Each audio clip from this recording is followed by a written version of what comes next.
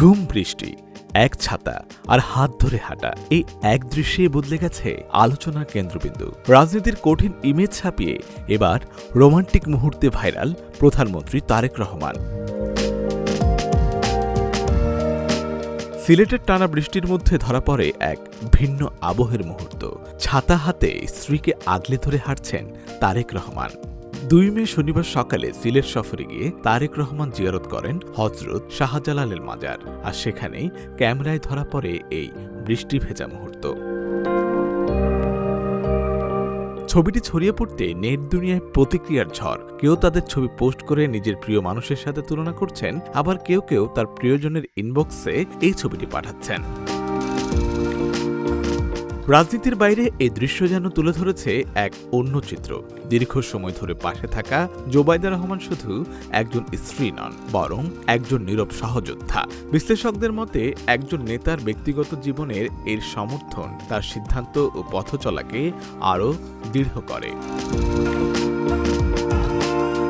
একটি ছবি, এক মুহূর্ত, তবুও সেটাই মনে করিয়ে দিল রাজনীতির বাইরেও আছে সম্পর্ক, ভালোবাসা আর নির্ভরতার গল্প।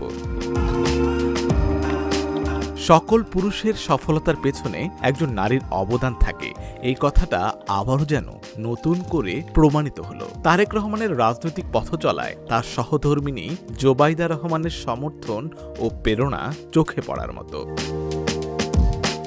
যেখানে যাচ্ছেন স্ত্রীকে পাশে রাখছেন, অনেক সময় ক্যামেরার আড়ালে থেকেও তার পরামর্শ, ইশারা আর নীরব সাহচর্য স্পষ্ট হয়ে ওঠে। দীর্ঘ 16 বছর ধরে অবিচল সমর্থন দিয়ে তিনি পাশে থেকেছেন।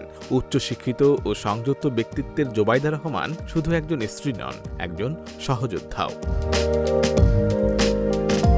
আবারও বোঝা গেল নারী অবহেলার পাত্রী নন, মা হন কিংবা স্ত্রী। একজন নারীর অনুপ্রেরণা ও প্রজ্ঞা একজন পুরুষের সফলতার পথকে সহজ করে দেয়। একজন নেতা যখন নিজের জীবনসঙ্গীর পরামর্শকে মূল্য দেন, তা তার ব্যক্তিত্বকেই আরও দৃঢ় করে। একজন নারী চাইলে তার সঙ্গীর জীবনে অসাধারণ পরিবর্তন আনতে পারেন। এই বাস্তবতায় যেন নতুন করে সামনে এলো। আশিক আরেফিন, ঢাকা জার্নাল।